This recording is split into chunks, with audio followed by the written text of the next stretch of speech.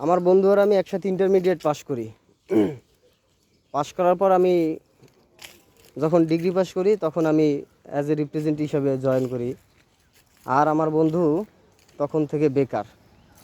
আমি 5 বছর চাকরি করি, আর আমার বন্ধু সেই ইন্টারমিডিয়েট হইতে এই যে এখন 2025 ও 24-এর ফেব্রুয়ারি পর্যন্ত ও আছিল বেকার। তো এখন আর বেকার নাই। ও হচ্ছে গিয়ে গত বছর আর কি ফেব্রুয়ারিতে ও ইউরোপে গেছে। ইতালিতে গেছে। তো ওর কথাটা একটু বলি শোনেন। আমি তো রিপ্রেজেন্টেটিভের চাকরি নিলাম, মহা খুশি। তখন নতুন নতুন আমার বন্ধু অনেক একটু মানে বন্ধুও খুশি ছিল, বন্ধু ছিল না। কারণ বন্ধুর একটা লক্ষ্য ছিল যে ও ফার্মাসিউটিক্যালে কোনো চাকরি করবে না, ও একটাই লক্ষ্য, ও বাহিরে যাবে।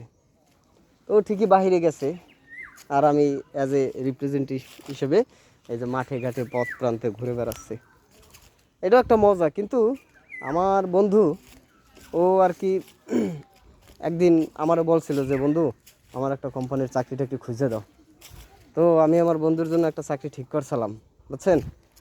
ও আবার ইন্টারমিডিয়েট পাস, তো ওর জন্য করছিলাম ডেলিভারি ম্যানের চাকরি ঠিক করছিলাম।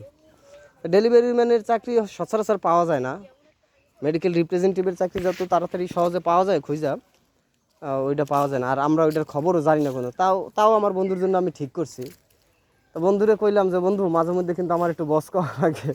এর কি করে কইছি, হ্যাঁ। বন্ধু রাগ হয়ে গেছে, কে তোর বস কম, তুই কেডা। হ্যাঁ, যাই হোক বন্ধু, বস করা লাগবে না, কিছু করা লাগবে না, তুই চাকরি কর। বন্ধু আর এই চাকরিটা করে নাই। মানে সব কিছু কথাবার্তা বলছি, পরে বন্ধু আর জয়েন টয়েন দেয় নাই, দেখা টাকা করে নাই। তো যাই হোক, বন্ধু এখন ইতালি গেছে, প্রত্যেক মাসে কামায়, বুঝছেন। প্রত্যেক মাসেই কামায়। এখন মানে এটা আমার ঈর্ষান্বিত না, আমি বন্ধুর প্রতি ঈর্ষান্বিত না। ও যে কষ্ট করে গেছে ভাই, যারা ইতালি যায়, ইউরোপে যায়, তারা জানে যে এই ইতালিতে যাইতে হইলে মানে জীবন, মানে জীবনের 90% মৃত্যুর মুখে চলে যায়। 99% ও মানে ধরে নেয় ও বাঁচবে না ভাই। ওই যে 1% থাকে, ওই 1%-এর আশায় ভাই ইউরোপে যায় ভাই। এত কষ্ট ভাই, যা বলার মতো না ভাই। তারপর যাই হয়তো টাকা কামাই করে, ঠিক আছে, ঠিক আছে, কিন্তু ওদের এই মানে এত কষ্ট ভাই।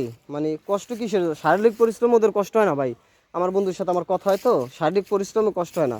কষ্ট হয় যে এই যে বন্ধুরে দেখতে পারে না, বন্ধুর আব্বা আছে, আম্মা আছে, ছোট ভাই আছে, হ্যাঁ, বন্ধু বান্ধব আরও আছে, দেখতে পারে না। এই বাংলাদেশের যে ঘ্রাণ, মাটির যে ঘ্রাণ, এটা তো কোনো দেশে নাই ভাই। আর এই ঘ্রাণের সাথেও ও অভ্যস্ত হয়ে গেছে না, এই জন্য ভাই খুব কষ্ট লাগে, বুঝছেন ওদের। আর কান্নাকাটি করে, মাঝে মধ্যে কান্নাকাটিও করে, বন্ধুরা বুঝ দেয় অনেক। বন্ধু যে থাক আর কয়টা দিন কষ্ট করে থাক বন্ধু, আমরাও তো আছি, তুই তো ভালো আছিস, তুই যাইয়ে সফল হয়েছিস, তোর কথা আমরা দেশে বলি। আমার বন্ধু হয়তো এই ভিডিওটা দেখবে না, কারণ আমার বন্ধুর সাথে ওই সাবস্ক্রাইব মাসে ওগুলো করা নাই, ভিডিও আমি তো আর কি মূলত এই যে ভিডিও আর কি ওই কোনো এই কমেন্ট, লাইক, শেয়ার, সাবস্ক্রাইব করেন এগুলোর জন্য দেই না। আমি এগুলো দিছি কিসের জন্য, এই ভিডিওটা শোনেন। অ্যাজ এ রিপ্রেজেন্টেটিভ হিসেবে আপনি যদি কোনো কোম্পানিতে জয়েন করেন, ঠিক আছে, আমি মনে করেন 5 বছরের এক্সপিরিয়েন্স দিয়ে আমি আপনাদেরকে বলছি যে আপনি 5 বছরে মানে 5 বছরে তো কোনো প্রমোশন পাবেন না রিপ্রেজেন্টেটিভের চাকরি নিয়ে। 5 বছরে, 7 বছরে, এবং এমন এমন এমপিও আছে আমাদের সাথে কাজ করে, 17, 18, 20 বছর হয়ে গেছে, ঠিক আছে, এখনও সে এমপিওই, মানে মেডিকেল প্রমোশন অফিসার হিসেবেই রয়ে গেছে, যে ব্যাগ টানে আমাদের মতো। ঠিক আছে, আমি 5 বছর ধরে ব্যাগ টানি, সফলতার মুখ নেই এখনও ভাই। নতুন কারণ হয়েছে কি, 2টা কোম্পানি চেঞ্জ করছি। তা যাই হোক, যদি মনে করেন সফলতার কোনো দিক যদি আপনাদের থেকে থাকে, আমি 5 বছর ভাই 5 টাকাও জমাইতে পারি না, এই কারণে আপনাদেরকে বলছি ভাই যে আপনি ভাই তাহলে টাকা পয়সা কী করেন ভাই। আপনারা যদি না ঢোকেন, আপনাদেরকে এই কথাগুলো যদি আমি বলি, তাহলে আপনারা মনে করবেন গল্প, এটা একটা গল্প মনে করবেন, বুঝছেন।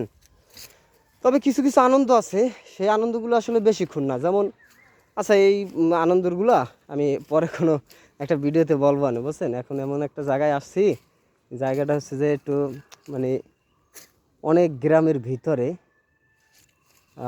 একটু মানে আজকে একটু তাড়াতাড়ি চলে আসছি। মানে আমার হয়েছে কি, বাইরের মার্কেটে যদি আমি যাই, যে আমার হেডকোয়ার্টার থেকে এক্সিট কোয়ার্টারে যদি যাই, ঠিক আছে, আমার একটু ভালোও লাগে, আবার একটু হতাশাও কাজ করে।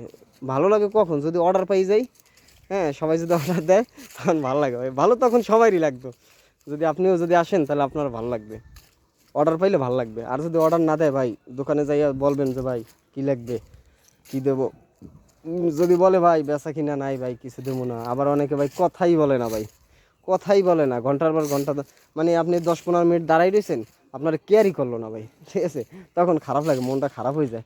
আর যখন মনটা খারাপ হয়ে যায় তখন একটু ভাই সাইডে সাইডে আইসে বসি, বুঝছেন, এমনিতে আইসে বসি না। আবার ওই মানে টেনশন কিন্তু ভাই কাজ করতে আছে, টেনশন মাথার ভিতর কাজ করতে আছে।